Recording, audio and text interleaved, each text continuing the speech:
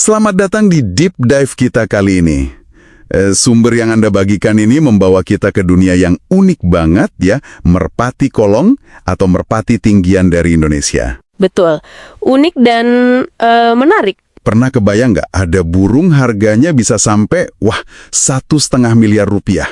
Gila ya, kita coba telusuri nih, kenapa bisa begitu? Iya, misi kita kali ini kan menggali esensinya ya, dari sisi biologisnya sampai ke nilai ekonominya yang ya ampun mengejutkan itu.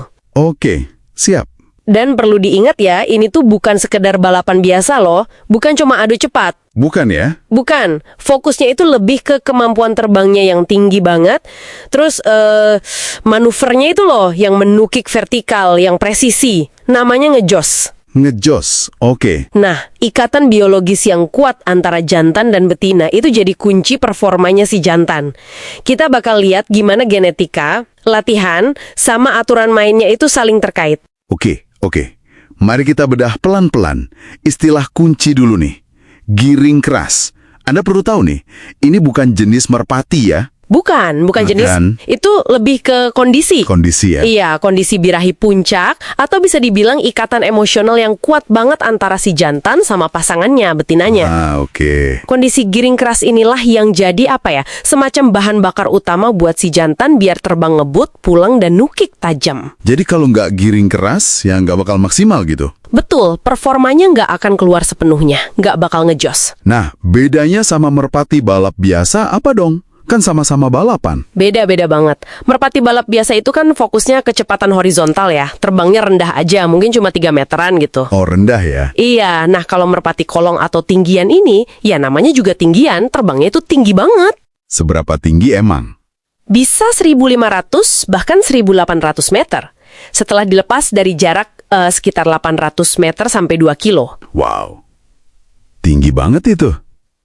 Makanya fokusnya bukan cuma cepet sampai, tapi gimana cara dia turunnya itu loh. Manuver vertikalnya yang super cepat dan akurat ke area pendaratan spesifik, namanya kolongan. Oke. Paham sekarang bedanya. Nah, soal fisik nih, ini menarik. Katanya ada ciri-ciri fisik yang bisa jadi penanda juara ya? Iya, ada beberapa indikator awal lah. Misalnya kepala besar. Itu sering dihubungin sama kemampuan navigasi yang oke. Navigasi ya? Terus bentuk batok kepala depannya itu loh yang lebih tinggi, miringnya sekitar 45-60 derajat. Lalu sayap. Sayapnya gimana? Sayapnya harus lentur tapi kuat, tebal, terus kalau dipegang itu rasanya mengkongkong, kayak agak kebuka menjauhi badan gitu. Oh, mengkongkong. Itu buat apa tuh? Itu penting banget buat nahan tekanan udara pas dia ngejos, pas nukik kenceng itu. Terus kaki juga. Katanya yang panjang dan kering atau basic itu bagus buat stabilitas pas mendarat cepet. Lengkap ya, dari kepala sampai kaki. Tapi gini, ciri fisik itu penting sih sebagai indikator awal. Tapi penentu utama nilainya yang bisa fantastis itu ya terah. Terah, garis keturunan maksudnya? Betul sekali, silsilahnya. Pasar merpati kolong ini sangat-sangat bergantung pada jaminan genetika juara.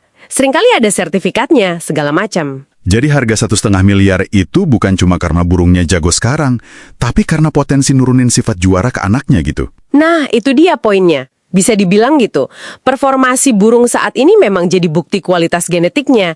Tapi nilai semahal itu lebih kayak nilai investasi pada cetak biru genetiknya. Pembeli itu ngincer hak reproduksinya. Buat bikin generasi juara berikutnya ya? Tepat. Makanya keaslian terah yang banyak dikembangkan di daerah kayak Tegal, Brebes, Pekalongan gitu, itu jadi vital banget. Harus jelas asal-usulnya. Jadi kalau terah udah bagus banget nih, apa latihan mesti ngaruh banyak? Atau ini lebih ke faktor bakat alam aja? Nature versus nurture gitu? Dua-duanya penting, nggak bisa dipisah. Terah itu kasih potensi dasarnya, ibaratnya modal awal. Tapi latihan yang benar itu yang memaksimalkan potensi itu. Oh gitu? Iya, latihan yang bentuk skill spesifiknya, terutama manuver ngejos itu. Tanpa latihan yang pas, terah sebagus apapun ya belum tentu bisa juara di lomba. Oke, kebayang sekarang. Coba kita bayangin proses lombanya deh. Merpati jantan dilepas jauh banget, terus dia terbang muter-muter naik sampai tinggi banget. Iya, nyari ketinggian ideal dulu dia. Nah, di bawah, di area kolongan, ada joki yang megang betinanya kan? Betul, joki udah siap siaga. Begitu joki kasih isyarat, entah lambaian tangan atau suara, si jantan ini harus langsung respons. No kick lurus ke bawah, itu yang ngejos tadi, super cepat, mendarat presisi. Wah, Itu dia seninya, benar-benar ujian insting, kecepatan reaksi, sama presisi navigasi vertikal. Itu nggak gampang loh. yang dinilai apa aja tuh pas lomba? Cuma waktu. Waktu penting, tapi bukan satu-satunya. Justru yang lebih krusial itu kualitas manuver ngejosnya. Kualitasnya gimana? Ya dilihat, nukiknya lurus vertikal nggak? Seberapa cepat dia turun? Terus mendaratnya mulus tepat di tengah area kolongan atau meleset. Keindahan gerakannya, konsistensinya, itu sangat dihargai. Wah, detail juga ya penilaiannya. Iya, makanya ada organisasi resmi kayak PPMBSI. Ada aturan lomba yang detail. Sampai ada aturan soal buy atau terbang ulang kalau misal ada gangguan pas lomba. Ini nunjukin kalau olahraga ini udah dikelola cukup profesional buat jaga standar kompetisinya. Manuver ngejos yang presisi dan cepat gitu jelas butuh latihan khusus ya. Nah, gimana cara mereka melatihnya? Ada di riset Anda? Ada. Fokus utamanya itu di manajemen siklus birahinya. Tujuannya ya itu tadi, mencapai dan mempertahankan kondisi giring keras. Caranya gimana tuh? Ya, macam-macam. Ada pengaturan waktu kawinnya, waktu istirahatnya, bahkan ada teknik kayak menjemur jantan sama betina secara terpisah. Oh ya, buat apa dipisah gitu? Biar si jantan itu, rasa rindunya makin kuat, jadi makin termotivasi pas ketemu lagi. Biasanya kondisi puncak giring keras itu tercapai 2-3 hari setelah dijodohkan kembali. Tentu dibarengi latihan fisik bertahap sejak masih piek atau anakan. Wah, strategi psikologisnya menarik banget ya. Sampai rasa rindu pun diatur. Iya bisa dibilang gitu. Aspek penting lain itu pengkondisian respons terhadap sinyal joki. Kan burung itu ngandelin visual banget dari atas. Oh ya, bener juga. Makanya riset ini nyaranin supaya joki itu nggak sering ganti warna pakaian pas latihan atau lomba. Biar jadi panduan visual yang konsisten buat si burung.